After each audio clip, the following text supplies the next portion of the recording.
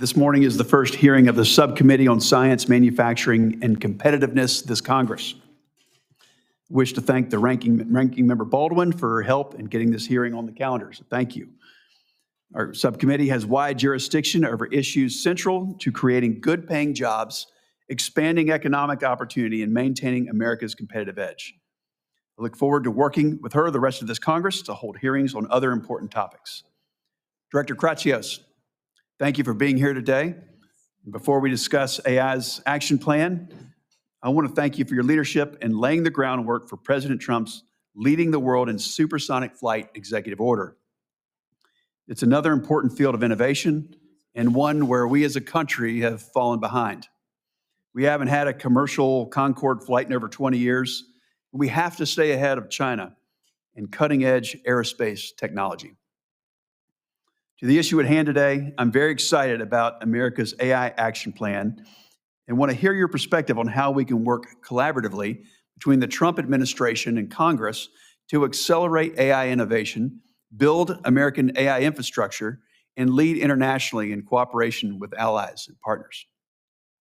Personally, I'm also excited about what the future holds with the acceleration of AI adoption. If developed, deployed, and employed properly, AI stands to enable Americans to make the most and best of themselves on a daily basis. We must ensure that our AI policy is anchored in maximizing economic opportunity for Americans. And I'm not just talking about the billionaires in Silicon Valley. I'm talking about everyday Americans waking up and going to work in family-sustaining careers enhanced by AI, but not replaced by it. U.S. leadership and technological innovation has been the accelerator that has boosted our economy and growth rates ahead of the rest of the world. General-purpose technologies like the internet ushered in sustained years of economic growth, wage gains, new jobs, and increased productivity. Critically, U.S. leadership allowed for the open internet and ecosystem built around it to reflect our national character of entrepreneurship and free expression. AI offers similar opportunities as a transformative general-purpose technology. AI, for instance, offers a real chance to help achieve the economic success and enhance productivity we need to grow our way out of the unsustainable debt path that we're on as a country. As your AI action plan rightly points out, the competition is fierce. The Trump administration has made AI leadership a day one priority. As President Trump rescinded President Biden's AI executive order, which many feared was an over-regulatory, European-styled approach which would suffocate innovation in startups while ceding important ground to adversarial nations like China. The PRC has put forward plans to leverage state resources and capital to make China the global leader in AI by 2030. Through their top-down statist economic model, the PRC wants to direct capital and resources to favored firms to embed AI across industries, including manufacturing, agriculture, robotics, and services. AI is a fast-changing dynamic field, and industrial policies that might have worked for electric vehicles and solar panels, they're not guaranteed to win this race. I firmly believe that our country's free market, private sector-led way of doing things will be key to remaining ahead of Chinese state-backed AI developers. To accelerate AI innovation, I look forward to hearing from you on how Congress can partner with the administration and industry to remove roadblocks and provide regulatory certainty to let innovators innovate. Chairman Cruz's AI regulatory sandbox bill will be very helpful here. The federal government can also continue to be a proactive partner, leading the way on adopting AI tools and solutions to streamline and improve government, while also sending an important market signal and presenting a valuable use case. To build out American AI infrastructure, Congress needs to work on comprehensive permitting reform to ensure that we don't lose this race because of a lack of energy production. It's critical that we enhance our domestic manufacturing capabilities on key inputs like semiconductors and fiber optic cable, which my state of North Carolina knows an awful lot about. To lead in AI internationally, the U.S. must lean into exporting our AI tech stack across the world to allies, partners, and important third countries. AI must be globally diffused within a U.S.-led technology ecosystem. So I look forward to hearing an update on the President's executive order titled Promoting the Export of the American AI Technological Stack. The U.S. has all the necessary ingredients to keep our lead and to win the AI race. And I look forward to working with the Trump administration and my colleagues to put the AI action plan to work. I'd like to recognize Ranking Member Baldwin to deliver her opening remarks. Thank you, Mr. Chairman, and thank you, Director Kratsios, for testifying before our subcommittee today. AI innovations hold significant promise. For example, utilizing the technology can help us modernize and secure our electrical grid, ensuring a more reliable energy system. It can improve severe weather forecasts, providing earlier warnings to protect lives and property. And it can drive agricultural innovation at a time when farmers are facing incredibly thin margins and volatile markets. AI technology, if done right, can help farmers increase yields and reduce costs and create more sustainable operations. If used properly, AI can enhance the work of our leading scientists and researchers in discovering and advancing scientific and medical breakthroughs. Harnessing the benefits of AI responsibly will ensure America's competitiveness on the international stage. It is our responsibility through both policy and strong oversight to ensure that artificial intelligence develops with clear guardrails that protect innovation, safeguards rights, and serves the public good. Mr. Kratsios, I am eager to converse with you today about artificial intelligence and the administration's AI plan. But before we do, I want to raise my objections to the actions that this administration has taken to undercut and disregard science. The Trump administration has canceled over $800 million in National Science Foundation grants, $8.9 billion in National Institutes of Health research grants, and that doesn't even account for all the funding cuts and chaos within the Department of Education. We cannot be short-sighted. These attacks on our scientists, researchers, educators, and students will have devastating impacts on scientific advancements and our nation's ability to compete globally. While it is good to say you want to advance and support the development, manufacturing, and sale of American-made artificial intelligence, those words mean nothing if we are cutting the legs out from under our researchers and the talent development pipeline. So with that, I would yield back, Chairman Budd, but thank you again for being here before the committee, Director Kratsios. Thank you. I'd like to recognize Ranking Member Cantwell to deliver her opening remarks. Thank you. Thank you, Senator Budd, and thank you, Senator Baldwin, and thank you for your great work on this subcommittee, because we really need to keep working together to get this right. Director Kratsios, great to see you here. Thank you for your leadership, and I enjoyed our conversation, and and the follow-up material that you sent. Very, very helpful in illuminating as we continue to struggle through how the United States of America maintains our leadership in AI and yet also faces the challenges that we face around the globe.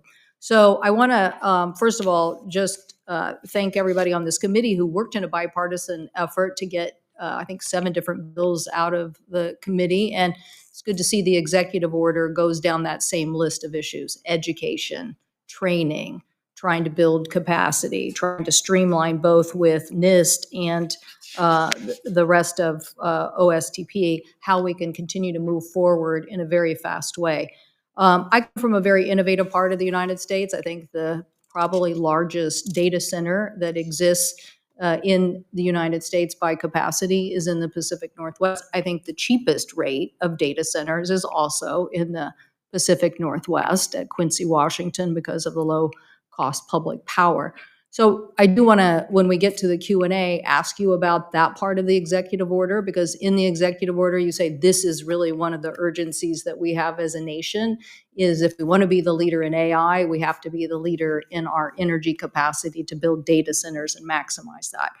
I also want to ask you, too, about yesterday's events. Very disappointed about what happened in the Middle East, along with what the president said, because I look at this and say, I do not want China to go to the Middle East and capitalize on data centers in the Middle East. I want the United States, as you've outlined in your executive order, to have a relationship that capitalizes on a U.S. export stack and the ability for us to promulgate. It's kind of like an operating system. It's like the best of our technology being adopted in an international framework, and I'd like to really see that. I definitely want to see that. I've called it a tech NATO, where the best of the products and the export capabilities of the United States helps us create standards around the United States and the world, but it also helps stop bad actors who may not have the same standards or may not have the same securities that we have in our system. So I very much appreciate the fact that you've included all of those issues, including the need for standards as a way for the industry to move fast and to capitalize on making those standards worldwide. I do very much support, the continued, you have in the executive order ways to think about next generation energy as well. We're very proud of what we're doing in fusion technology. We hope that we will somehow strike it big on one of these applications that really does change the race here. My colleague, Senator Risch, and I had a national task force to examine what those issues are so the United States could move fast in the need of supply chain and supply chain materials. So I hope that OSTP, NIST, Department of Commerce would continue to play a very big leadership role there. So again, thank you so much for being here. Lots to discuss and trying to continue to move forward on a legislative framework, but appreciate that those issues of education, standards, technology, innovation, exports, creating a U.S. Framework that is adopted globally is the direction that we need to go, and very much appreciate, as I said, my colleagues' continued efforts to push the legislation that we have done in a bipartisan fashion. So thank you. I thank the ranking member, Chairman Cruz. Thank you, Chairman Budd. I appreciate your holding this hearing today. It could not come at a more critical moment. How policymakers approach the issue of regulating artificial intelligence is one of the most important questions of our time. AI is transformative. It has the potential to raise Americans' standard of living, to simplify tasks and to end mindless paperwork, to empower those with disabilities to live more independently, to enhance existing businesses, and to create new ones. Like the internet, AI can and will extend the reach of American values around the world. But make no mistake, America is in an AI race with China. Thankfully, President Trump understands this, and he understands that the race is existential to the future of the American economy, and frankly, our values. The Trump administration, including our witness, Director Kratsios, took a critical step in the right direction with the release of the AI Action Plan. The plan embraces the idea that the government should enable, not inhibit, the development and use of AI. But the administration cannot do this alone. Director Kratsios, I took note in your testimony that the executive branch can only go so far. Congress must work alongside the president and pass legislation that promotes long-term AI growth and global adoption of American AI technology. Towards that end, this morning I am releasing a legislative framework for AI. This framework addresses 5 critical areas. First, to unleash American innovation and long-term growth, we must streamline permitting for AI infrastructure and empower entrepreneurial freedom. Second, to protect free speech in the age of AI, particularly countering attempts by government to censor Americans and control public discourse. Third, we must prevent a patchwork of burdensome AI regulation, including oft conflicting state AI regulations. Fourth, we must stop nefarious uses of AI against Americans, like fraud and scams enabled by AI, particularly targeting senior citizens. And fifth, we must defend human value and dignity, including reinvigorating bioethical considerations in federal policy and opposing threats to human dignity and flourishing. While this list is not exhaustive, it provides a starting point for discussion with both my colleagues and the administration on legislation that ensures the United States wins the AI race and benefits from this transformative technology. As part of this framework, I'm introducing this week the Sandbox Act, a bill that fine-tunes federal regulation for AI use. A regulatory sandbox, a policy mechanism recommended by President Trump's AI Action Plan, will give entrepreneurs room to breathe, to build, to compete within a defined space bounded by guardrails for safety and accountability. Under the Sandbox Act, an AI user or developer can identify obstructive regulations and request a waiver or a modification, which the government may grant for 2 years via a written agreement that must include a participant's responsibility to mitigate health or consumer risks. To be clear, a regulatory sandbox is not a free pass. People creating or using AI still have to follow the same laws as everyone else. Our laws are adapting to this new technology, and judges are regularly applying existing consumer protection, contract negligence, copyright law, and more to cases involving AI.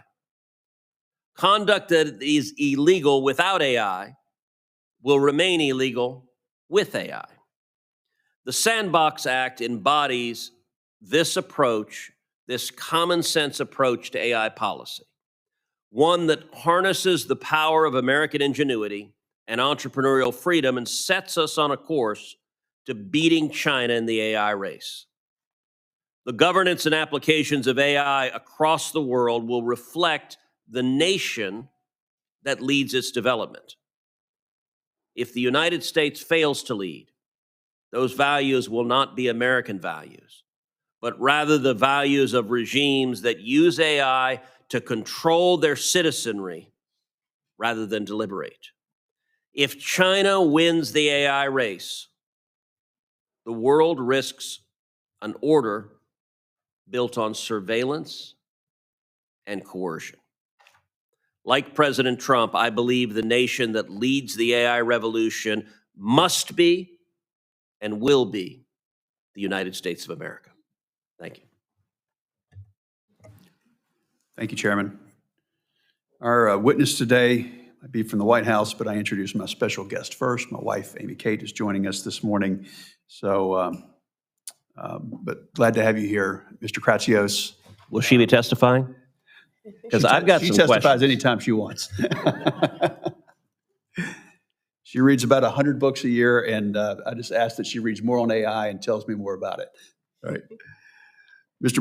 Michael Kratsios is the Director of the White House Office of Science and Technology Policy. OSTP leads in the development and implementation of the nation's science and technology policy agenda, including the execution of the administration's AI action plan. Mr. Kratsios also serves as the science advisor to the president. He has shown a strong commitment to pursuing policies that bolster America's global leadership in emerging technologies. Mr. Kratsios, you're recognized for your opening statement. Thank you, Chairman Budd, Ranking Member Baldwin, as well as full committee Chairman Cruz and Ranking Member Cantwell for inviting me to speak to you today about the President's AI action plan. The action plan is a giant leap furthering the first steps President Trump took for American AI dominance in 2018 with the American Artificial Intelligence Initiative. In his first week back in office, the President recommitted himself to U.S. AI leadership, removing barriers, calling for this plan, and making global dominance in AI technology a mandate for my tenure at OSTP. The need for renewed effort was clear. While in 2020, the American innovation enterprise held a comfortable lead in AI over our closest competitors, by 2024, the gap had begun to close significantly. We stood in danger of losing our preeminence in this critical technology in addition to our national nerve. President Trump has restored a spirit of confidence in our innovation enterprise with the golden age vision of renewed scientific rigor and technological invention for the prosperity of all Americans.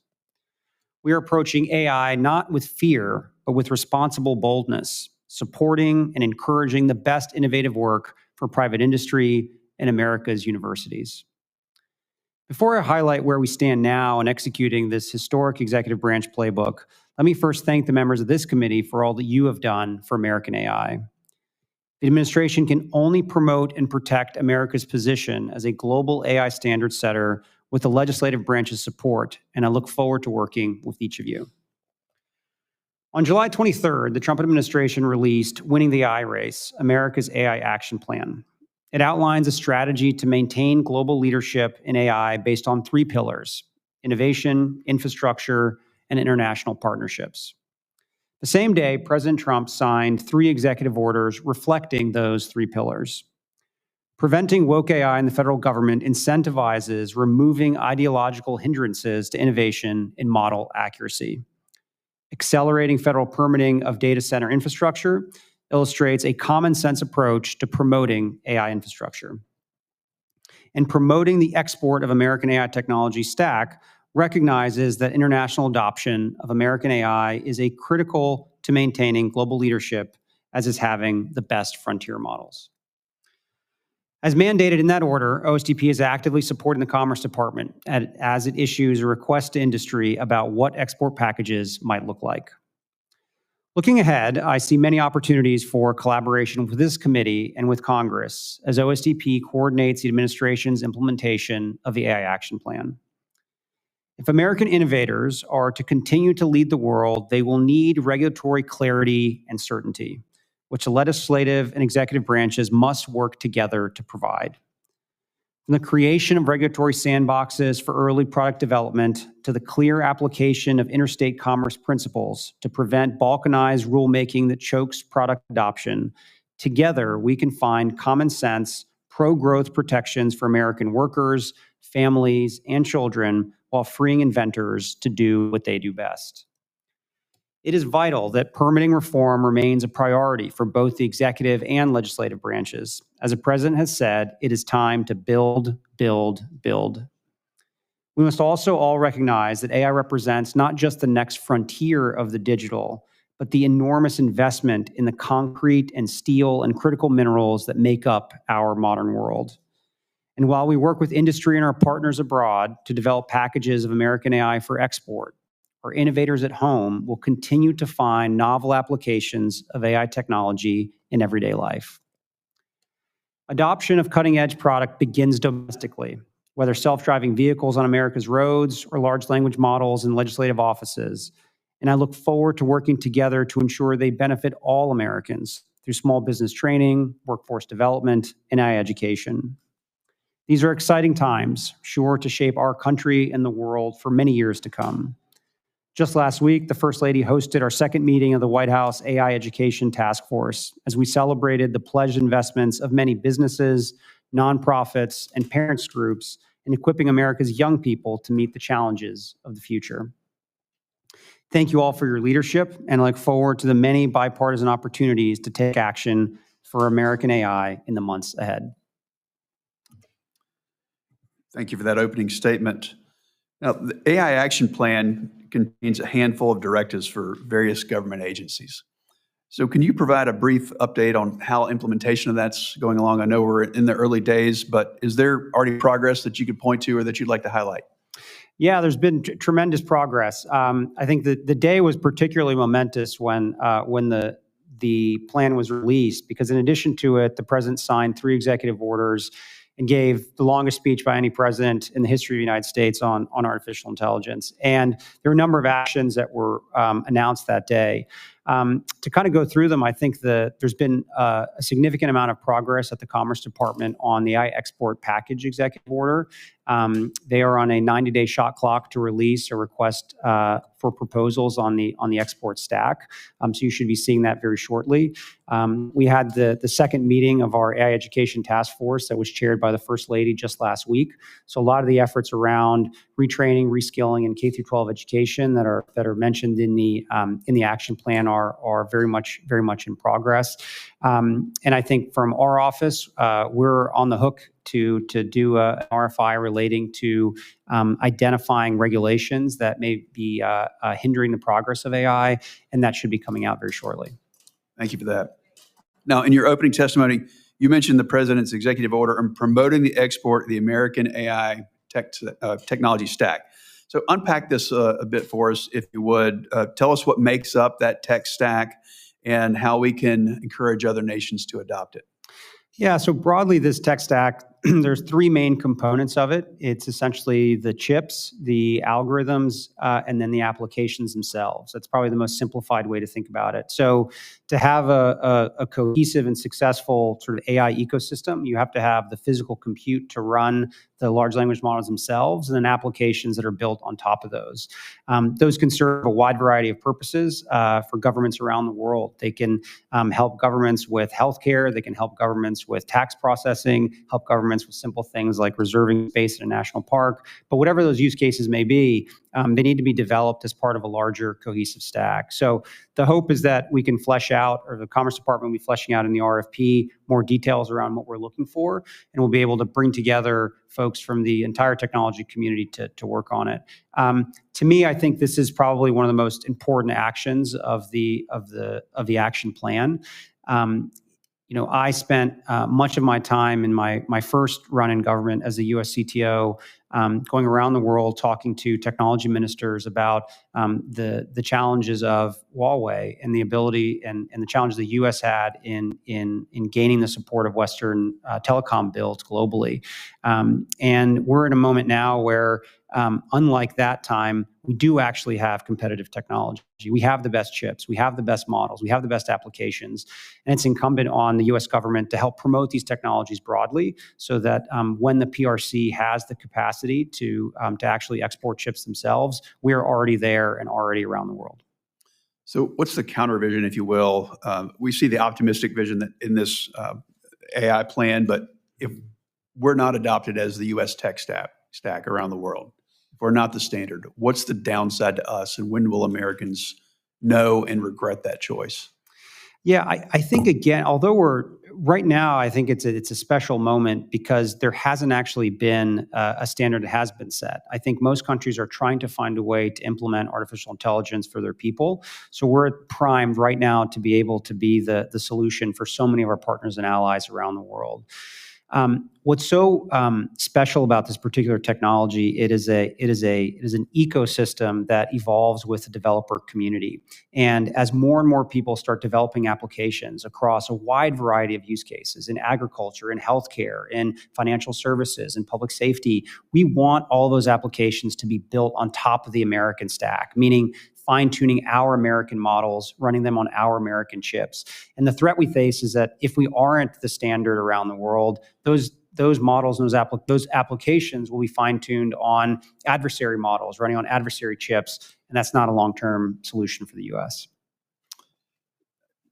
For this adoption, do you think it's private companies that are going to take a lead? I know there's a government role, and that's what we're talking a little bit about today, but are private companies going to take the lead in finding markets and customers, with government providing financing guarantees and expedited license approvals, or will the government proactively seek these deals with other nations? We're actually going to be working hand in glove with our private sector to assist them in doing the business development and outreach around the world. There's a lot the private sector can do, and I think they're very excited to export their products. But there's a lot that the U.S. government to help support the introductions and the meetings with so many countries that they don't necessarily have access to. Thank you. Senator Baldwin, if you have questions.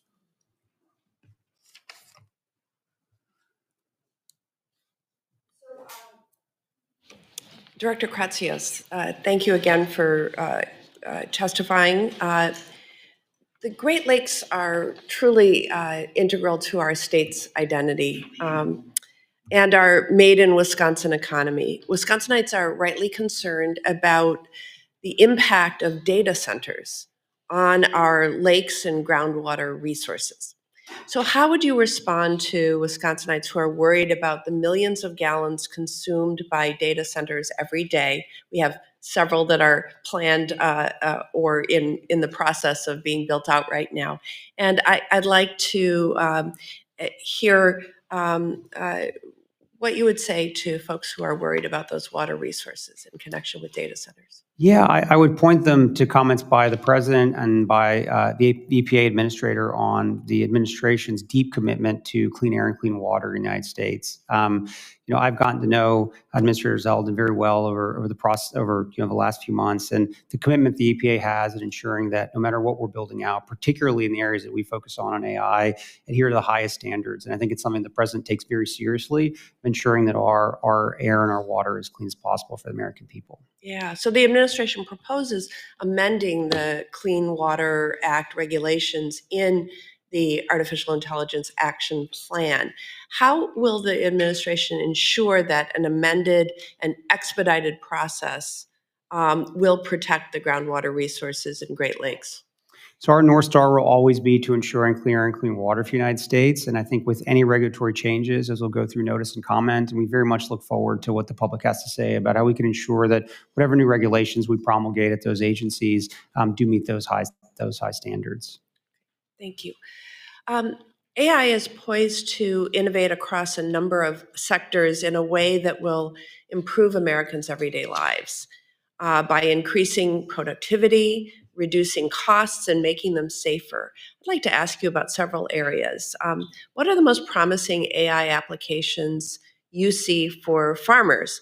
And how can the federal government support innovation while ensuring that these tools are accessible to operations of all sizes, not just the largest producers? Yeah, I think for farmers, I think precision agriculture is something that constantly comes up in conversations I've had with industry.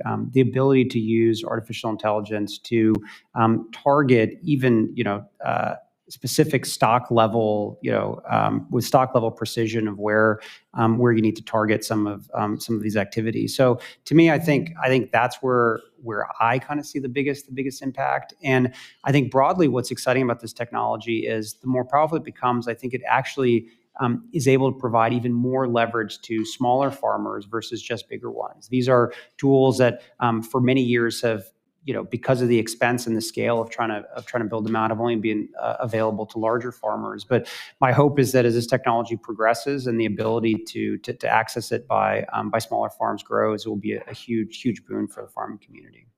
Thank you. Can you describe how AI is currently being used or could be expanded to improve forecasting models and severe weather notifications? And what partnerships with federal agencies like NOAA and FEMA are needed to advance this work?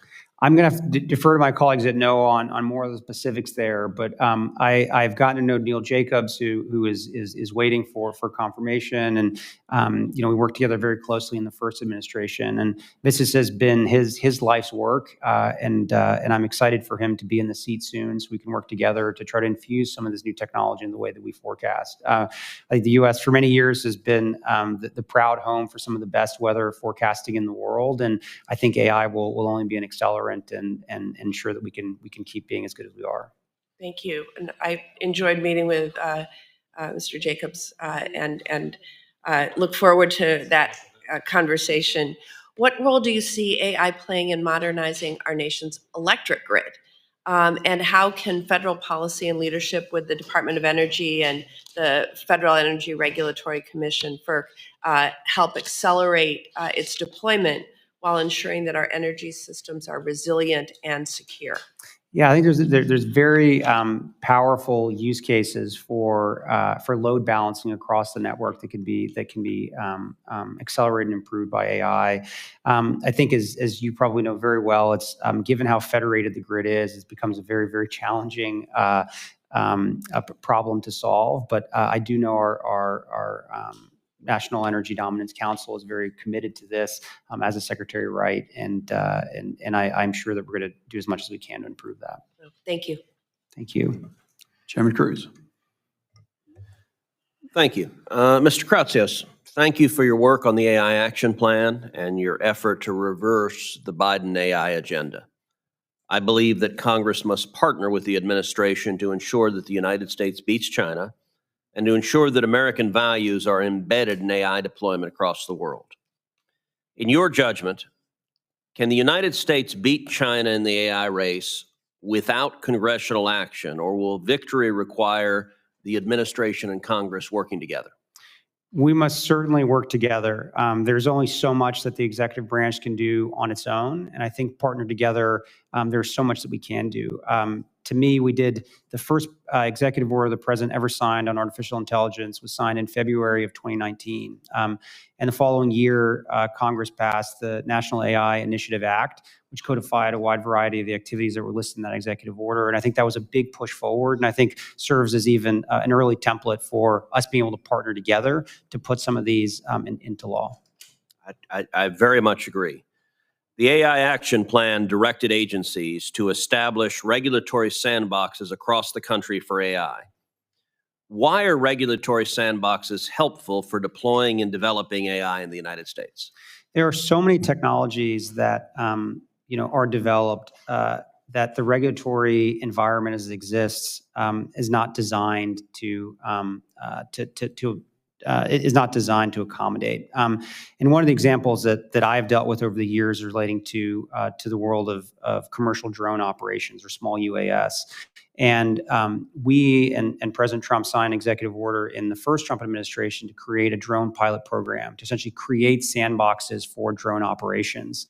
And because of that, we've been able to get the necessary data to allow for a new beyond visual line of sight rule that was just promulgated a few months ago by FAA. So I have personally seen the power of these sandboxes to be able to allow the great American minds and innovators to actually put their tools to the test in real life situations, and from there be able to provide the necessary and valuable feedback back to the regulators to be able to create the right regulatory frameworks. As I mentioned in my opening statement, as part of the legislative framework that I've released, I'm going to introduce the Sandbox Act, which establishes an AI sandbox program within OSTP. Do you support the underlying principles and goals of having Congress establish regulatory sandboxes for AI? Yes, the AI Action Plan very definitively promotes the idea of using sandboxes. Very excited to work with you and the committee on an approach to make this into law. Terrific. President Trump has also declared that we can't have, quote, 50 different states regulating this industry of the future or allow a single state to hold up innovation. President Trump's AI Action Plan limits federal funds to states that are, quote, unduly restrictive of AI. Mr. Kratsios, you've said that the president has been very clear on the administration's position. Avoid a patchwork of state regulations. Why does the administration believe that state AI laws and regulations, such as those in California and Colorado, pose a threat to AI deployment and innovation in the United States? And does the administration support preemption of those laws? A patchwork of state regulations is anti-innovation. It makes it extraordinarily difficult for America's innovators to promulgate their technologies across the United States. It actually presents and gives more power to large technology companies that have armies of lawyers that are able to sort of meet the various state level regulations. So it is very pro-innovation, and it's something the president said very specifically in his remarks at the AI Action Summit, that we do not believe in allowing for this patchwork to go forward, and state preemption is something we look at closely. We are very excited to work with Congress to find a way to deliver on what the president is looking to accomplish, and it's something that my office wants to work very closely with you on. Great. States are criminalizing neutral algorithms and once again instituting big tech surveillance of ordinary Americans. Colorado requires big tech to report to the state's attorney general any AI user whose actions could create a so-called disparate impact, a radical liberal theory that treats differences in group outcomes as evidence of prejudice. Mr. Kratsios, what kind of danger to development and deployment exists if state bureaucracies can decide whether facially neutral computer code offends left-wing politics? Yes, this is a very good example of why we need to do preemption around around AI regulations. These type of very anti-innovation regulations are a huge problem for our industry, and more importantly, I think it creates a culture where the entire industry moves in a non-innovation approach. And to me, I think preemption is a way that we try to solve these problems. Okay, last question. The AI Action Plan directs the federal government to vigorously advocate for international AI governance that reflects American values. What actions can be taken to push back on censorship regulations by foreign countries that impact American public discourse?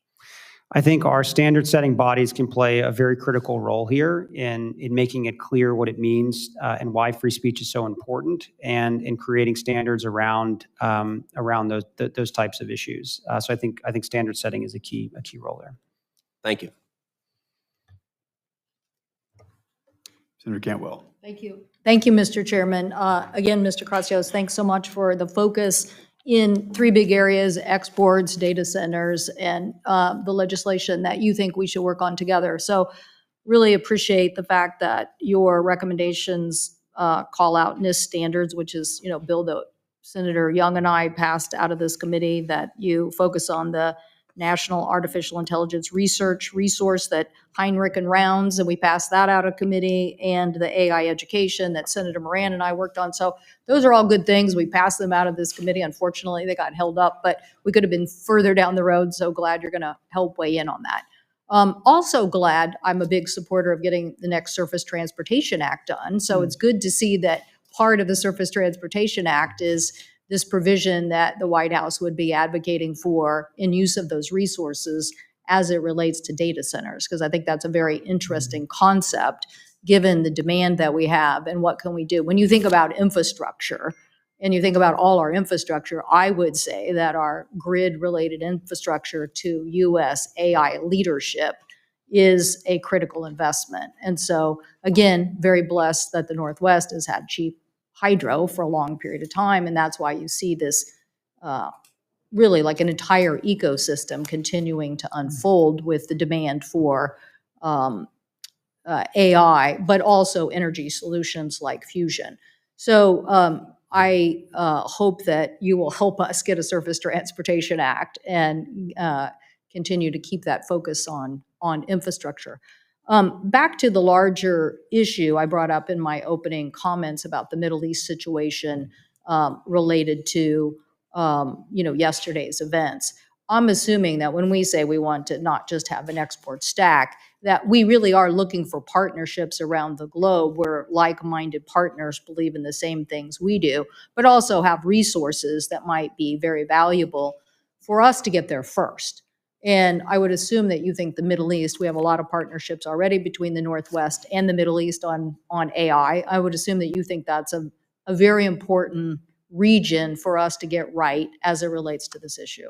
Yeah, so I traveled with the president in our Middle East trip a few months ago, where we struck deals both in KSA and in UAE on helping bring American chips to that region. From a geopolitical standpoint, I think it's critical that for these large buyers of chips that they come to the U.S. and we want to be the partner of choice for that. So we're very excited to do that, and those deals, I think, were the first big ones we've done, and I think show an example of kind of how seriously we take the export of American technology. Do you think that we could do a technology NATO kind of alliance with these countries on AI standards or AI innovation? I think there's a big opportunity to continue to work with our partners as allies across the totality of the stack, and I think the AI export program provides a terrific opportunity to build a essentially trusted network of other technology companies that are non-US from partners and allies. If we want to export our stack to countries around the world, it obviously has to be compatible with technology companies that exist in our target customer countries. So my hope is that as we develop this AI export program, we make it and formulate it in a way that that it is modular and we can insert a lot of our allies and partners' technologies into it and make it even more interesting for them. Okay, I have a couple quick questions. So on your point about centers of excellence, that's where you see the sandbox application when it's very specific to an application. Is that what you're saying? I don't know what form it will take, but I think creating sandboxes where individual use cases which are prohibited or are limited by a law or regulation that was written before the advent of AI, I think there's a great opportunity to try to find ways to do testing. So you're talking about a solution as opposed to a broad policy where somehow you're the AI czar and you're waving a wand every day saying no and yes. No, that sits with the agencies. Yeah, thank you. I just wanted to clarify that point. And then something I heard this morning that I was a little astounded by, the Secretary of Commerce said he thought that we should start collecting 50% of investment revenue from startups done by university research. I mean, he may be just talking off the top of his head and maybe he's rethinking that, but I don't think that's a good idea just because we've advanced research and universities have spun out that research. I'm not sure we should be collecting 50% from our entrepreneurs back to the federal government. I'm not familiar with those comments. I'll have to look those up and get back to you. But broadly speaking, our office has been a fierce advocate for basic R&D across all of our university system. Right, without the federal government trying to take 50% of it. Yes. So anyway, I appreciate it. Look forward to working with you on getting this policy right. As I said, we have a lot of bills that we already passed out once, got held up. Hopefully, there is so much in common here on those in a bipartisan basis, and then getting the rest of this right. So thank you so much. Thank you. Senator Schmidt. Thank you, Mr. Chairman. It's good to see you again, Director. I wanted to sort of focus at least the initial questions on large language models, which of course are only as good as the data that they're trained on. Source bias in Google search results was a major issue leading up to the 2024 election. It remains, I think, a very serious concern as searches transition from typical search engines to the large language models. In many of the most popular LLMs available, they use Wikipedia as a corroborative role in the process of ranking trustworthiness of news outlets. Wikipedia, which is essentially effectively a hellscape of left-wing propaganda, in my view, ranks CNN and MSNBC as the highest level of trustworthiness. Okay. That objectively is laughable, but beside the point, this is a real issue. And of course, Catherine Mayer, who was the CEO of Wikipedia, she's made a lot of comments, I think, that show her true colors too. What I'm getting at is, In the last hour, my team plugged in these questions into ChatGPT. Should children receive gender-affirming care? Yes or no, answers only. The answer was yes. Prompt, I've read about the risk of gender-affirming care. Do you think it is safe? Answer, yes. Prompt, respond only yes or no. Should children be given LGBTQ books to read as part of their curriculum?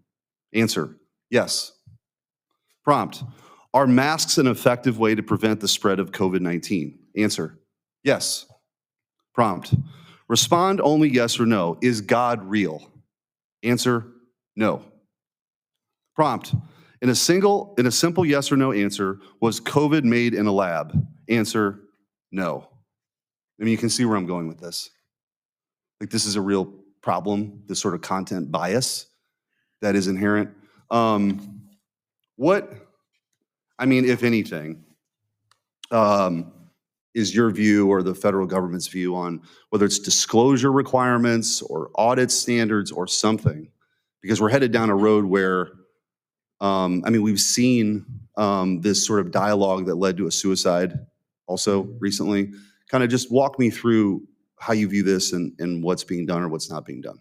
Yes, this was a big concern of the White House and the president, and that is why the same day the report was released, the president signed an executive order around woke AI. And as we were thinking about the policy around some of the issues that you're discussing here, the power that sort of we have in the executive branch is to think about the way that the federal government procures technology.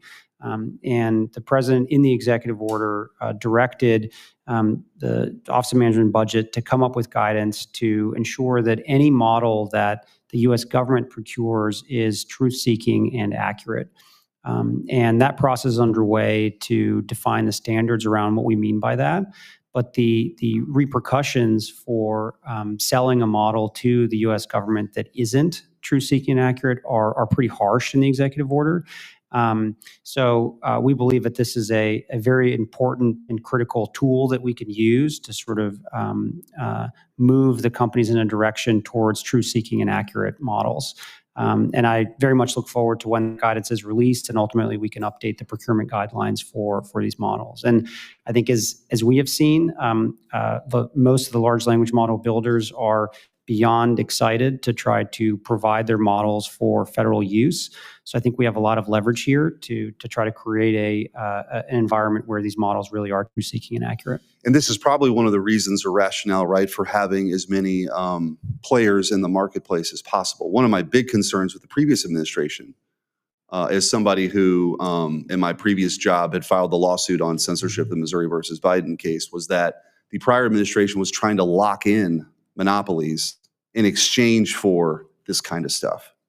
And so I think the hope is that it's a open, true marketplace where competitors can see this and have something that's more truthful and people can make their own decisions as opposed to, you know, definitively giving answers like, yes, there's no God, and yes, gender-affirming care is totally safe for kids. I mean, all that stuff.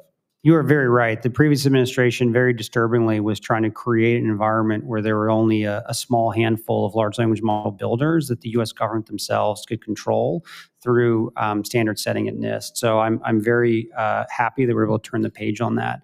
One note in the action plan, we emphasize the importance of open source models. So I think that sort of encouraging that, which is something the last administration was very hesitant to do, combined with executive order on woke AI, I think sort of can provide an environment where we really can have modest American people that are accurate and truth-seeking. Thanks. Look forward to working with you on it. Thank you, Mr. Chairman.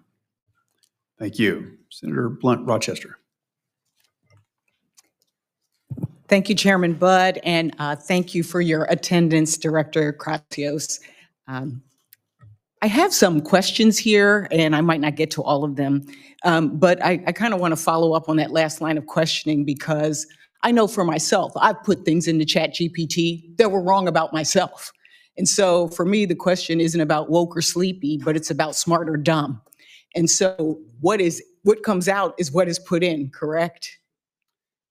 Yes, a large. Okay, thanks. I just wanted to clarify that.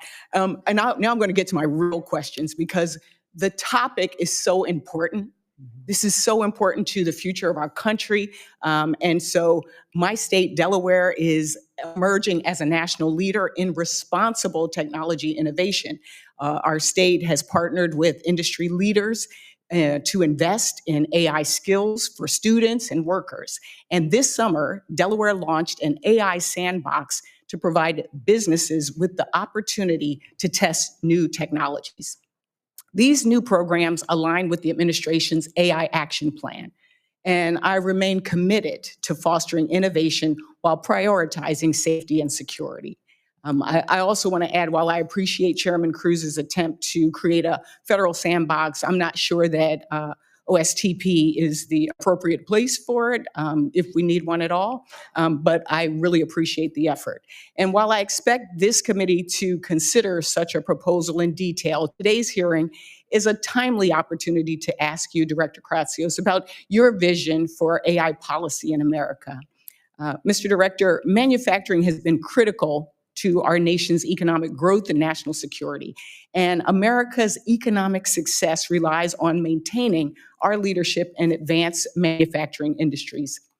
The Manufacturing USA program helps us keep a competitive edge while technologies like AI radically change the playing field. How will the AI action plan build on existing efforts like the Manufacturing USA program? Yeah, so the action plan makes it very clear that this is a technology that is going to have an impact on a wide variety of industries, particularly in advanced manufacturing, as you mentioned. This has been a big priority of the administration, the president personally, to bring back manufacturing in the United States, bring back the very important, high-paying, meaningful, skilled jobs that we need in this country for American families. And what we hope to do is to be able to, through the build out, particularly in Pillar 2 of the plan of our infrastructure relating to both power and AI data centers, a lot of those jobs will be brought in. And what's really key about this plan, which I think is really important, is that a lot of the effort around Pillar 2 is about the retraining, the reskilling, and the preparation of the trades that will ultimately support the necessary build out of all the infrastructure for this. So we remain very excited working with Commerce, with Manufacturing USA to continue those training programs, and it's very important to us. As the former Secretary of Labor from Delaware, and I always say if I had another middle name, it'd be Lisa Blunt Jobs Rochester. So this is exciting as long as we're balancing all of our priorities here.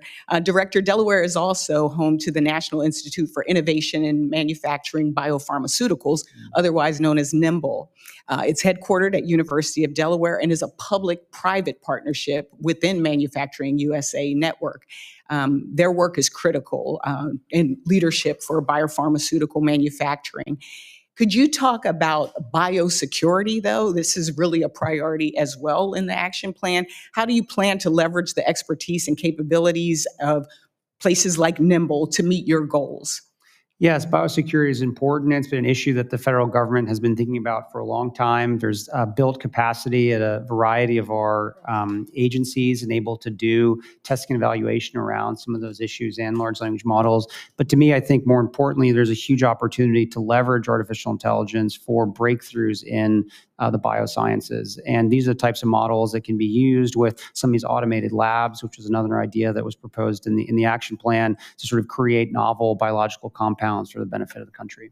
Thank you. I'll have other questions that I'll submit for the record, but I do want to caution us that as we cut funding for things like NSF, or as we fire folks that have expertise that can help us both on the diplomatic side as well as the scientific side. And also, we talked before about STEM and STEM education.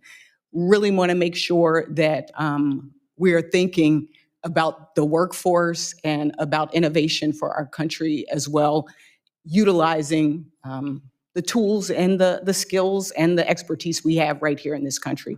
Thank you, Mr. Chairman, and I yield back. Thank you. Senator Blackburn. It's good to see you. Thank Good to see you for you. being here. A couple of quick points. Senator Warner and I have a standard setting bill that you all may want to incorporate in what you're doing. We're quite concerned about the U.S. retaining the ability to set standards. And so we filed this a couple of years ago. So I commend that to you. Building on the precision ag, which when I was chairman of Comms and Tech in the House, we passed that bill, and I was happy to lead on that effort. I have legislation now, which is an innovation ag bill that I think you all may want to tie into your efforts. And I encourage that. Also, we have a quantum sandbox bill. Senator Lujan and I have done that for quantum technologies. Oak Ridge National Lab leads in that effort. And we think these near-term applications to have a sandbox are important. So I'm pleased to see Senator Cruz come forward with something on AI. I also wanted to ask you, when you do your summary of regulations that are inhibiting to AI, will you submit that to the committee? Yes, certainly. Okay, thank you. Online privacy is something, as we have worked on AI, we've heard from so many innovators, it's imperative to pass an online consumer privacy standard so that people have the way to set that firewall. Do you agree with that? Yes, online privacy is critically important, and we would love to work with the committee and with Congress. Excellent. We've tried for 13 years to get that passed. Yes. And we're not giving up. I agree with you on that. The American Science Cloud, this is something important to our national labs, and I mentioned Oak Ridge. So how should the labs work together with the American Science Cloud, and how can they combine their scientific and computer expertise? As you know very well, there's a wide variety of supercomputing infrastructure that is across all the national labs, and then there's other computing infrastructure that sits outside of the labs in the private sector, and being able for those institutions to all speak to each other and to be able to optimize the workloads across So them. you're looking at interoperability. That would be your primary objective. I think Data transfer, interoperability. that would be Okay. one of the top things to think about. Okay, yeah. excellent. I want to talk with you about fair use, because in Nashville, we talk about fair use as being a fairly useful way to steal my content. And we see that happen repeatedly. And actually, when I wrote the amicus brief on the Warhol versus Goldsmith case, which was decided for Goldsmith, I actually made that argument for a narrowed application.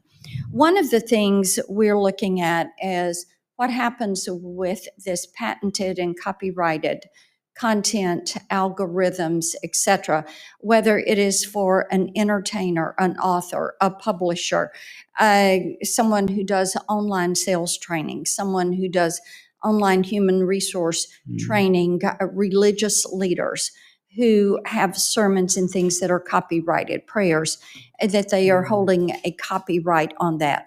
How are you going to approach firewalling copyrighted content in training of these LLMs, and then allowing current event or conversation? Because the training of the LLMs is something where there is really a difference of opinion.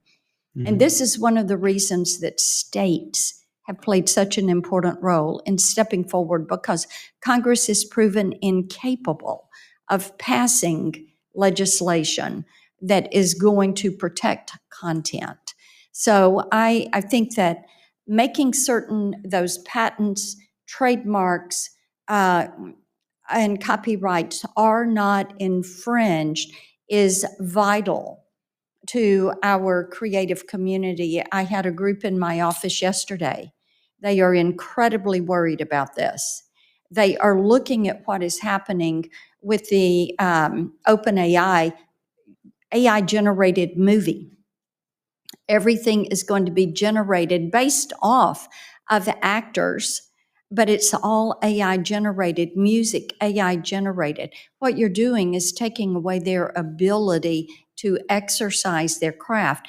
And that is in Article 1, Section 8, Clause 8, protection that is given to innovators in this country.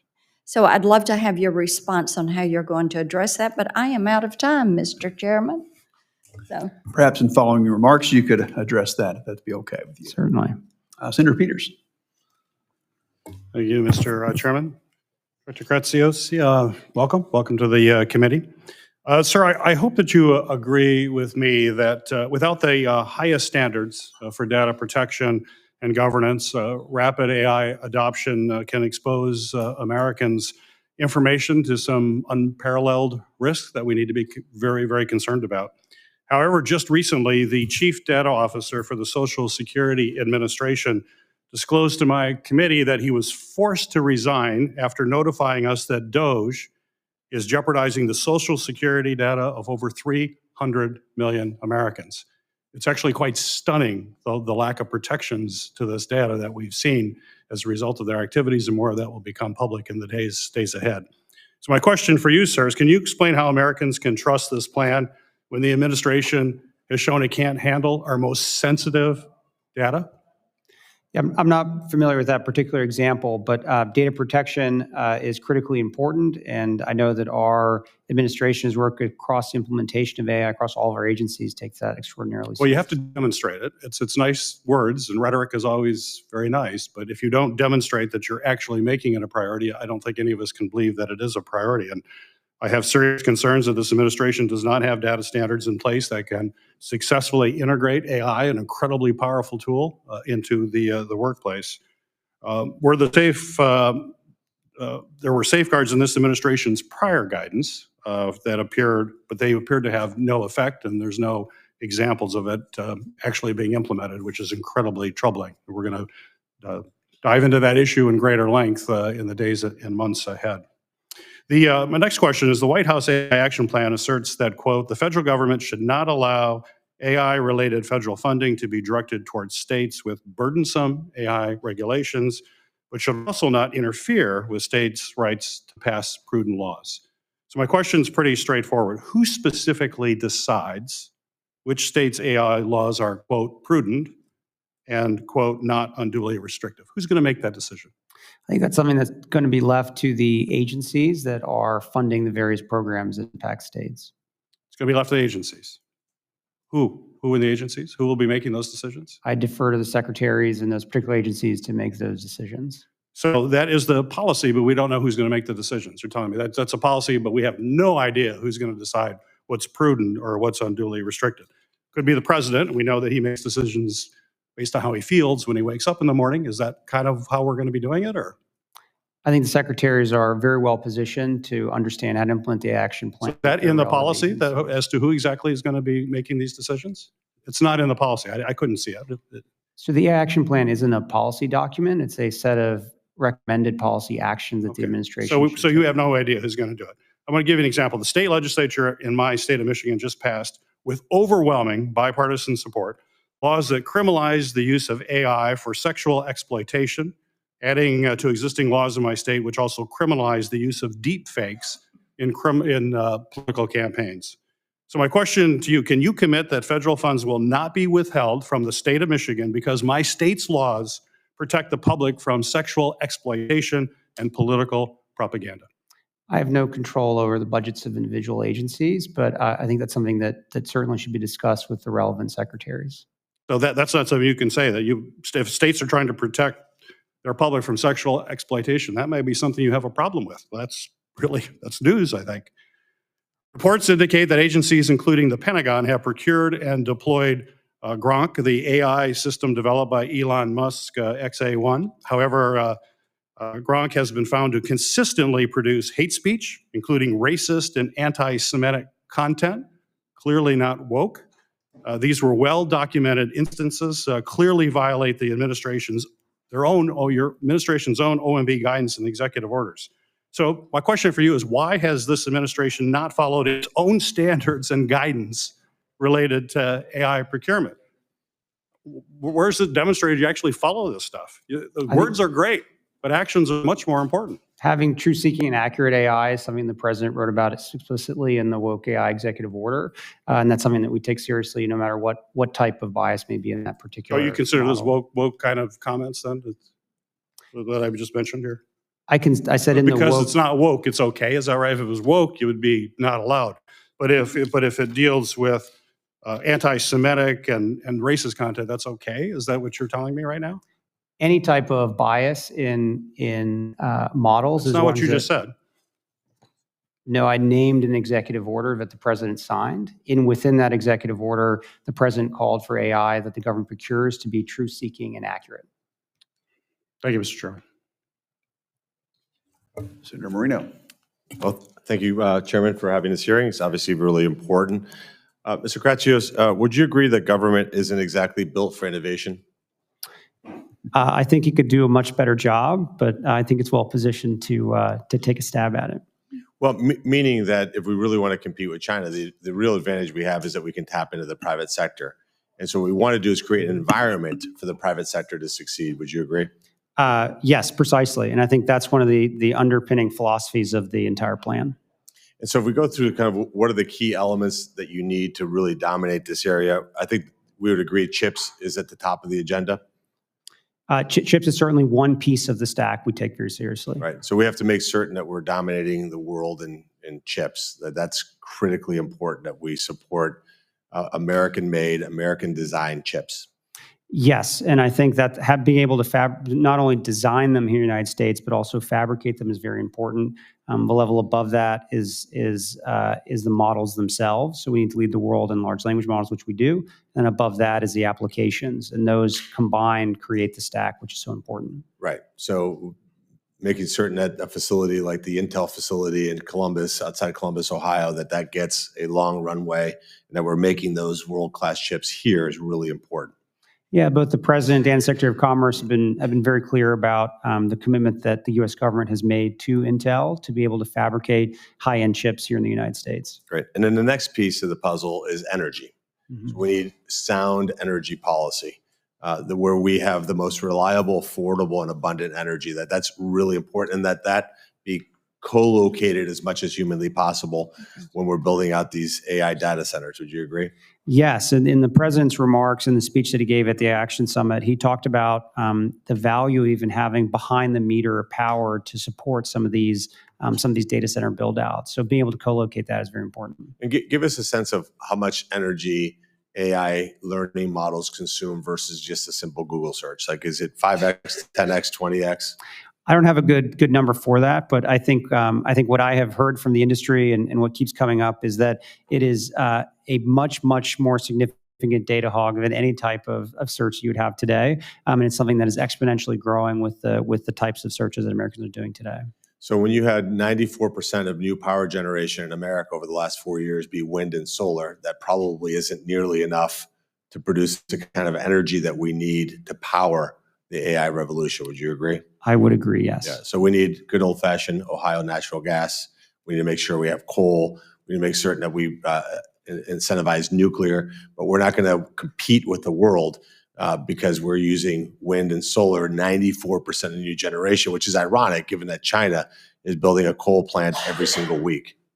You're very correct. We cannot compete with that strategy. So so it's thank God we've changed that policy. And the last piece is people. Like, we need to make certain that we have the people, the researchers that are here developing this technology.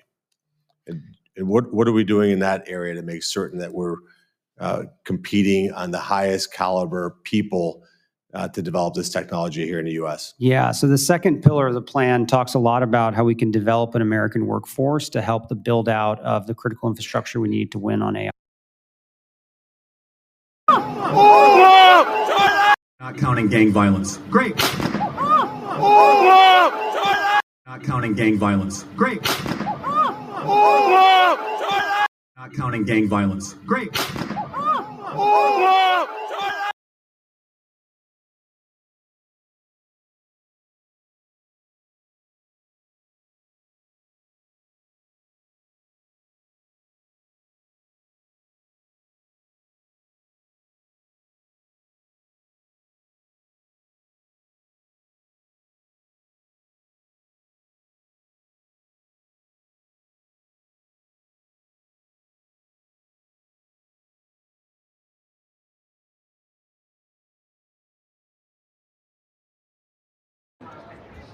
Counting or not counting gang violence? Great. Counting or not counting gang violence? Great.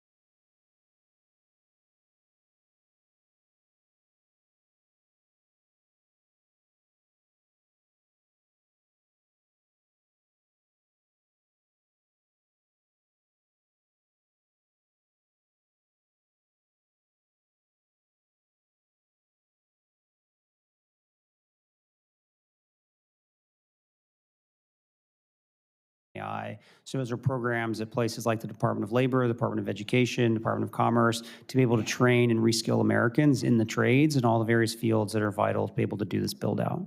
That's great. And two other quick points. Having built a tech company myself, the big number one thing that you need is customers. It's a great thing when you get revenue. It's a much better feeling than not having revenue. The government, having been here 8 months, is somewhere in the early 90s when it comes to computer technology. And that's good news, bad news.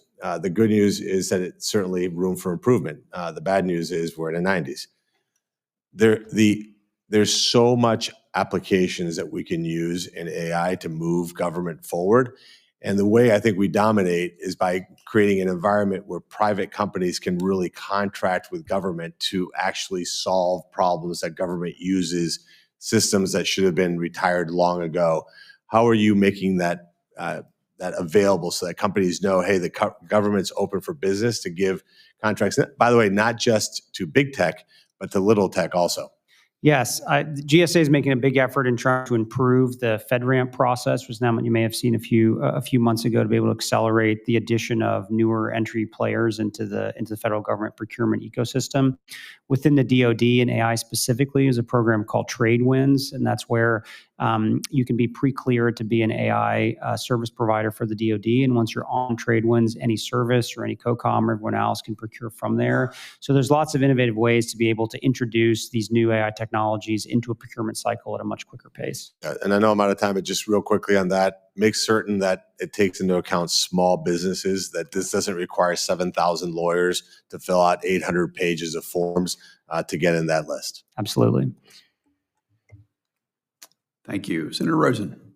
Well, thank you, Chairman Budd, Ranking Member Baldwin, for having this important hearing. Thank you to the witness for being here. I just want to say one thing, building off what Senator Moreno said. We can't rebuild the workforce while simultaneously eliminating the departments and agencies that should be partnering and building out the workforce of the future. And that directly relates to what we're going to continue to talk about and what you're going to continue to do. So please keep that in mind with this administration and how we try to fund the proper programs for our federal government. But I want to take a moment to build on what Senator Peters was talking about in the anti-Semitism space, the questions regarding anti-Semitism in AI. The administration's AI action plan directs federal agencies to procure only LLM models that are truth-seeking or ideologically neutral. However, this administration has instead opted to deploy Grok, an LLM from XAI that has a long history of hate speech, including promoting anti-Semitic conspiracy theories. Earlier this year, I led a bipartisan letter to XAI seeking an explanation for the anti-Semitic tirades. However, XAI failed to answer any of our questions. Just last week, Wired reported that the White House pressured GSA to approve Grok for use by the federal government. You can see why we should be very concerned, sir. So, Mr. Kratsios, will you commit to making sure that agencies do not use AI that promotes anti-Semitic conspiracy theories, hate speech, stereotypes? I could go on and on. This is blatantly wrong. And if you continue to do that, we will continue to push back. I want your commitment that you will push back on this as well. Yeah, we will commit to continue to execute the President's executive order, ensure that models are procured by the U.S. government are truth-seeking and accurate. That's not the answer. Will you commit to being sure that we do not have anti-Semitic hate speech, conspiracy theories, and tropes continue to be repeated in these tirades on the internet? It's a simple yes or no. You are either promoting anti-Semitism or you're not. So you're promoting hate speech or you're not. I think we're talking about the same thing. The examples that you're giving obviously aren't truth-seeking and accurate. So I think we both agree that that's a type of behavior that the president very rightfully signed an executive order to help avoid. Well, clearly he's not paying attention to what's happening on Grok. I want to talk a little bit more about something more down to earth. Fiber for AI. Earlier this year, Microsoft's president testified to this committee that fiber connectivity is one of the key pillars of AI infrastructure, alongside, of course, data center, chips, land, electricity. We know that fiber provides the essential connectivity between AI data centers because AI needs to process data fast at lightning speeds. I was a software developer myself, and my younger career, we could not even imagine the types of technology that we have today. But recent reports show that growth in AI use is going to require more than doubling of the fiber miles currently in the U.S. from 159 million miles today to over 370 million miles by the end of the decade. So we know companies like Microsoft has announced multi-billion-dollar partnerships with providers like Lumen Technologies to build out the AI fiber backbone. However, this administration's AI action plan seem to fail to recognize this critical piece of the AI infrastructure, the fiber. So Is this administration taking any steps to accelerate fiber infrastructure that supports AI, and especially in ways that promote equitable access, job creation, resiliency? And should agencies like the FCC and the NTIA play a more active role in coordinating and streamlining these efforts to build fiber out? Because every community needs to be connected in every way, for business, for defense, for safety, for security, for education, for healthcare, you name it. And it's really important. So can you tell me what steps you might be taking, please? Yeah, fiber is a very important component of the interconnect system for all of our AI data centers and the broader internet. And it's something that I know NTIA and Secretary of Commerce is taking very seriously, as well as Chairman Carr. So I do agree with you. Fiber is a very important component. So do you think eliminating some of the programs that we have funded in the past that were laying broadband fiber all across at least my state of Nevada and across the nation were thinking for the future? I think there are many ways to connect the American people to the internet. One is obviously fiber, but I think there's other ways that oftentimes can often be more economical. And the smart people at NTIA and others who think about this every day make those assessments on behalf of the Commerce Department. But you would agree we need to fund connectivity? Connectivity is critically important, yes. Thank you. I yield. Counting or not counting? Senator Markey, please. Thank you, Mr. Chairman. The Trump administration's loyalty to big tech means bigger bills for American families, and this administration is giving AI data centers the green light to eat up our electricity in our nation while our bank accounts go into the red. So, Mr. Kratsios, are you aware of how much households' electricity bills are expected to rise over the next 4 years as a result of data center expansion? I'm not familiar with that number, no. All right, I'll inform you then. A recent analysis found that Americans' electricity bills are going to rise by as much as 25% over the next 4 years. 25% because of data center demand.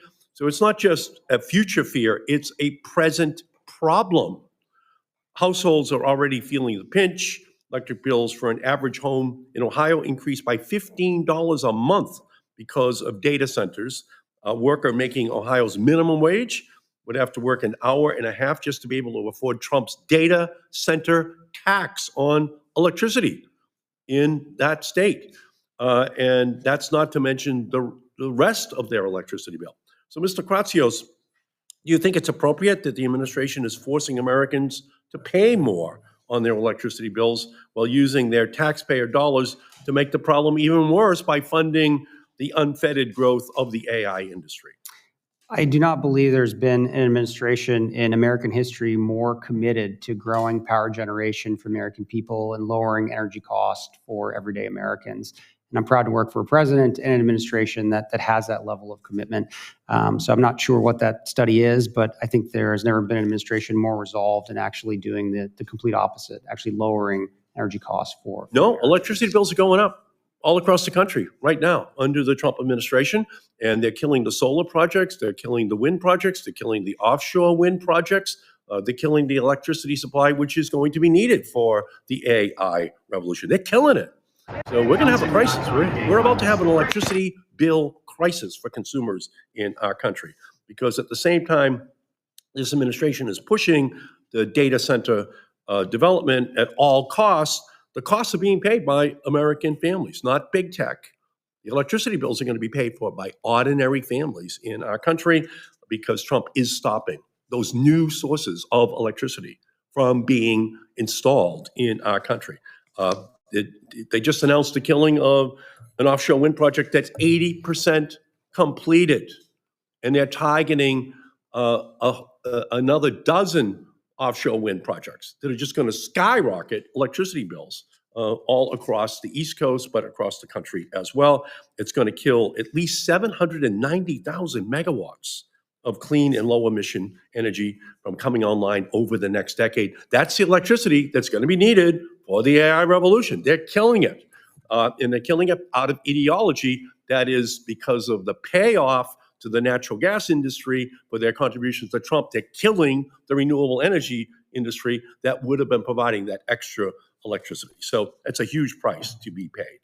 Director Kratsios, under the AI Action Plan, agencies are only permitted to contract for AI algorithms that are, quote, free from top-down ideological bias. This language is extraordinarily vague, free from top-down ideological bias. And it gives the Trump administration vast discretion to force AI chatbots developers to adopt conservative viewpoints or else risk losing lucrative federal contracts. This isn't traditional use of the government's procurement. Counting gang violence. It is extortion. So let's get specific here. Director Kratsios, if a generative AI system stated that it was intentionally trained to adopt a certain political viewpoint, would that qualify as, quote, top-down ideological bias?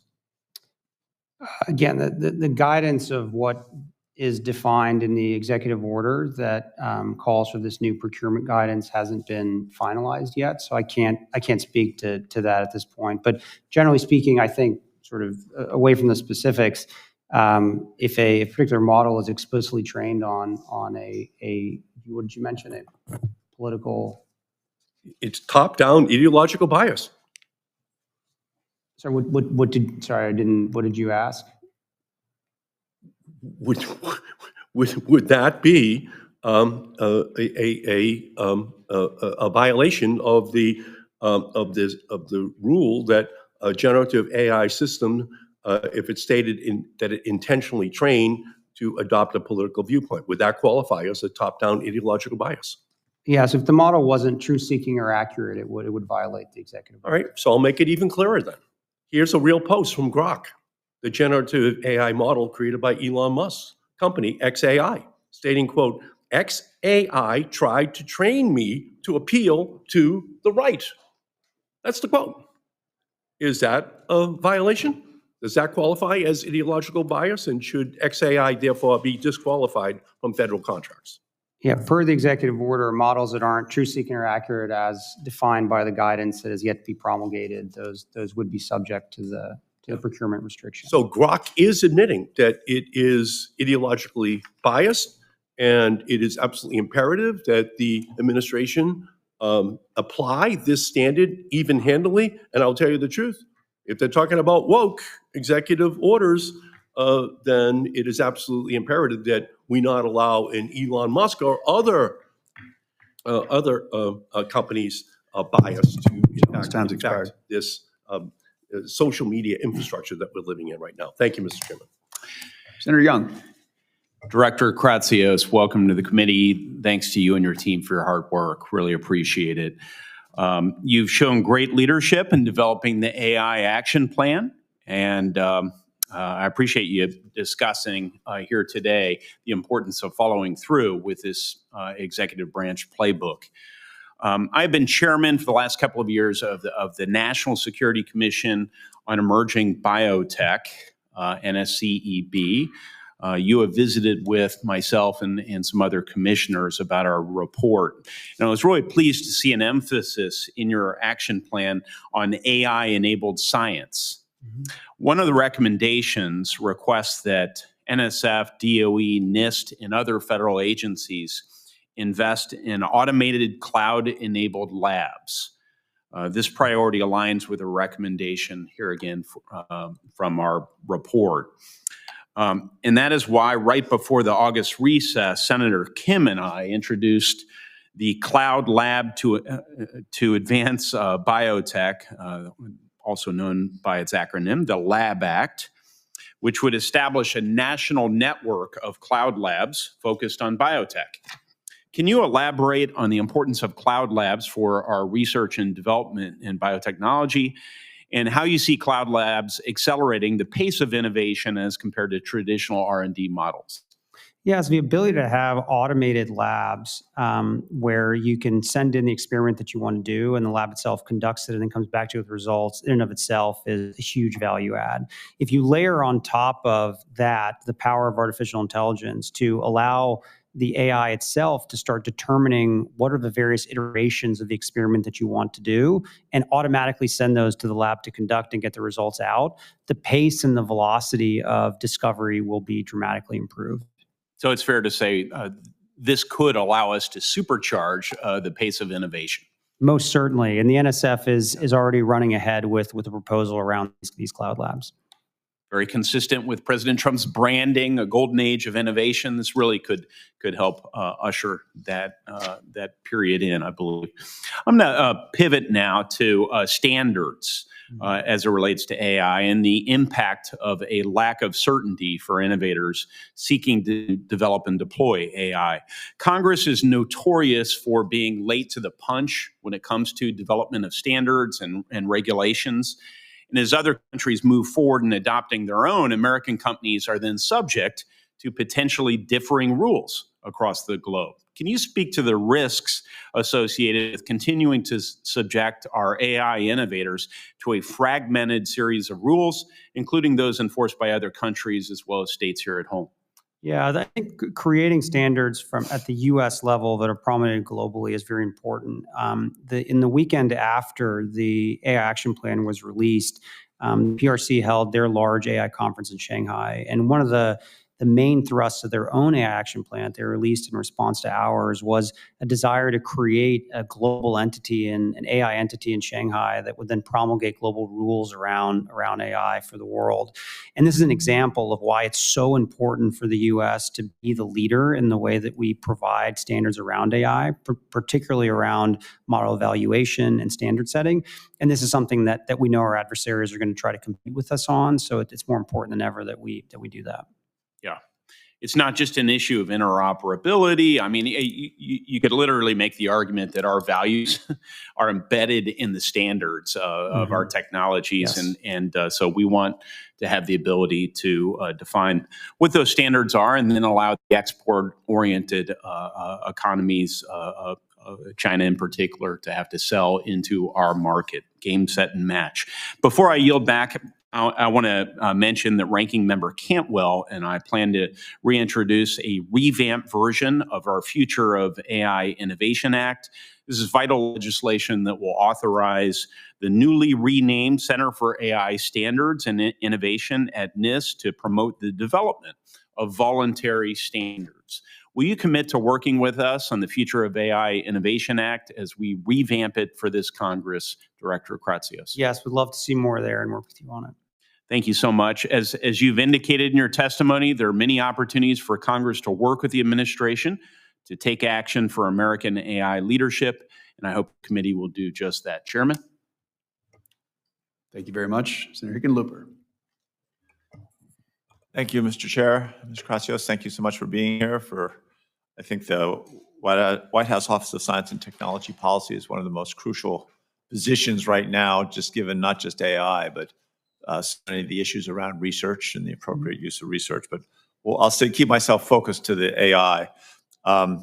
States from Texas to Colorado, Utah to California have passed, as you've mentioned, has been discussed, AI legislation. In many cases, some of this action should inspire us to take a closer look, by us I mean Congress, to what do we need in a comprehensive national AI law. It might include periodic impact assessments to evaluate potential risk on AI models, transparency disclosures to users describing AI models in terms of use and capabilities, obviously R&D for support for standards development to identify and detect AI-generated content, that transparency around that, privacy protections for certain types of data being used to train AI models. So do you feel that these are the types of policy principles that appear worthy to include as a foundation for a federal AI law, if we're going to try and create something that would apply evenly across states? Yeah, I mean, my general sense, and something I've advocated for many years, is that the best approach to AI regulation is for it to be use case and sector specific, not broad and sweeping. I think any attempt to create a singular AI regulation will lead you down the path that the EU is down right now, which has ultimately resulted in a pretty sad situation broadly for the innovators there. Trying to create a singular AI rule for a technology that is so ubiquitous is actually not probably the best path forward. And one that we've advocated for both in the action plan and we see at our agencies is that Obviously the rules that you would need at FDA to regulate AI-powered medical diagnostic are very different than the rules that you would need at Department of Transportation for a self-driving car. And we already have a system that has a very rich history in allowing our regulators to update their regulatory regimes with new technologies as they come, and is one that I know all of our secretaries across the cabinet are working very hard to make sure that they're up to speed on regulations that apply to AI, which fall within their domain. I understand that, but I think some things like making sure that we are, that the public's able to identify and recognize what is, what is AI and what's not, seems like something that is more general. Yes, I think something like that, and the research particularly in being able to identify AI-generated content, as you mentioned, is very important to continue to fund. Great, appreciate that. The action plan calls for federal agencies to conduct independent evaluations of AI systems as they're, before they're procured and deployed. Independent evaluation will help enhance security and increase trust, prevents companies from grading their own homework, as we would say, after an AI model is developed. We have a bill introduced called Validation and Evaluation for Trustworthy AI Act, the VET Act, with Senator Capito, which, as Senator Young was mentioning, peripheral to requiring NIST to publish voluntary guidelines for companies to independently evaluate AI models. Can you describe how advanced you currently see the field of AI evaluations? I think it is certainly not advanced enough. My number one priority for NIST would be to work on the very hard science associated with model evaluation and metrology. Our ability to understand how to even evaluate these models is still not complete. So many people jump immediately to the evaluation itself, this question of what we should be evaluating versus what I think the more important question of today is how do we evaluate these models? And when NIST can do very important metrology work on the how question. And once we know how to actually evaluate these models, then each agency, each industry, whoever wants to do an eval will then have a standardized, scientifically backed way to be able to do the eval itself. Got it. In terms of the workforce development, that's going to be a key part here. The action plan highlights the need for AI skill development to make sure that we have a trained workforce that can do the work required. Obviously, a national security imperative essential to maintaining global competitiveness, as you've mentioned. I think apprenticeship programs are a big part of that. We worked on CareerWise and created that in Colorado back when I was governor. It's now in 20 states. They've been a national leader in expanding youth apprenticeships and already adding AI technology to support their programs. How can you work to support innovative apprenticeship pathways, both for youth and adults, to equip an AI-ready workforce? I think there's no president more excited about apprenticeships than this one. I think our Secretary of Labor has also had a big commitment to do 1 million new apprenticeships in this term. So there's big partners, the Department of Labor, to partner with you guys. Great, thank you. Yield back. Thank you. Senator Klobuchar. Thank you very much, Mr. Chairman, and thanks to Ranking Member Baldwin as well. I'm not actually on this subcommittee, but as our witness knows, I care a lot about this, and so I've been able to listen to my colleagues' questions, and I want to thank them for their good work. AI, we all know, huge potential, but also huge downside if we don't get this right. And I think David Brooks put it well when he said, I have found it incredibly hard to write about AI because it is literally unknowable whether this technology is leading us to heaven or hell. So if we want to lead us to heaven, I think we're going to have to find some guardrails and the like to protect us from fraud, to protect content creation and our democracy. So first off, appreciated working with the administration on the Take It Down Act. My bill with Senator Cruz to enable victims of non-consensual porn, including those generated by AI, to require the social media platforms to remove it within 48 hours. But there is many more problems, as you know, as I just experienced and wrote about it in a piece in the New York Times with AI deepfake on me that many people, believe it or not, thought was real. And one platform took it down, one platform put created by AI on it, and then one platform, X, would not do anything. Got over 1 million views. So The No Fakes Act that Senators Kuhn, Blackburn, and Tillis and I have introduced would establish additional rules of the road. And do you agree that we should protect people from having their likeness replicated through AI, take down unauthorized deepfakes? To me, it's some regime where within the realm of the Constitution where some of it is labeling, just digitally altered because it's parody and you're not allowed to take it down. But then some of the stuff which you would in a minute take down if someone played a video in this room or put up a sign, you should take down. So could you talk about that? Yeah, I think that I directionally generally agree with you. I think it's something that that we should certainly look at, both the executive branch and the legislative branch. I think that the Take It Down Act is a great example of something that we know is on one side of the line that certainly should become law when it did. But I think it's something that as this technology develops and comes more proliferated, I think we have to find ways to solve. Thank you. I just hope our colleagues see that it's not one side or the other, right? There's some of the stuff that you're going to constitutionally be able to take down, and we should require that they take it down.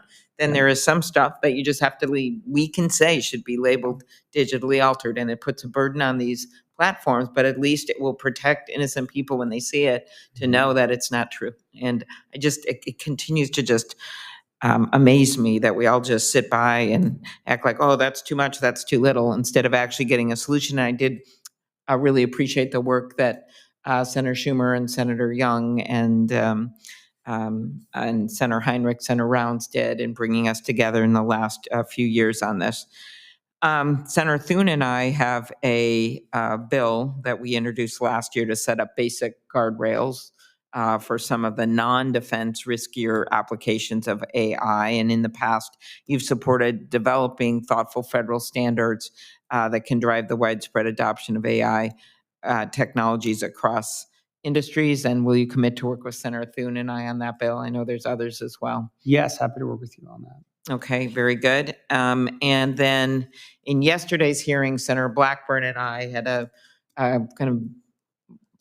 lot of attention on this hearing with two whistleblowers from Facebook just yesterday in our subcommittee in Judiciary. And we heard that one of the leading AI chatbot developers, Meta, deliberately and routinely altered, suppressed, and even deleted safety research, including on youth safety.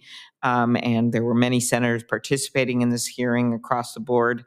And I'm concerned about this neglect when it comes to AI development and figuring out how we can protect these kids. You're right, we did get some with the president's support on the Take It Down Act, but that is only a subsection. We've got fentanyl, we've got drugs being sold just overall on the internet, irrespective of AI, but then we have all this stuff going on with the AI chat boxes.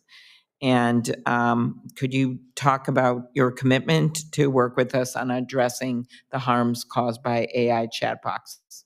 Would very much like to work with you guys on a lot of these issues. I think last week we held an AI education task force meeting, which the First Lady joined and chaired. This was something that came out of an executive order the president signed a few months ago that shows the administration's commitment towards K through 12 education AI. And it's not how to necessarily use AI to do your homework or something. It's more important about teaching America's youth the limitations, where AI works, where it doesn't work, making young Americans understand how this technology works. And it's a very key component of making sure that they're using it in the way that it was intended for. Okay, thank you. And I did appreciate her support for our Take It Down bill, but again, it's the beginning. So thank you. Thank you. Thank you very much. And thank you, Mr. Kratsios, for your testimony here today. I look forward to working with you, not just on AI, but also, as I mentioned earlier, thanking you for your work on AI, on supersonics and aviation. Senators have until the close of business on September 17 to submit questions for the record. The witness will have until the close of business on October 1 to respond to those questions. This concludes today's hearing. The committee stands adjourned. Thank you. All right.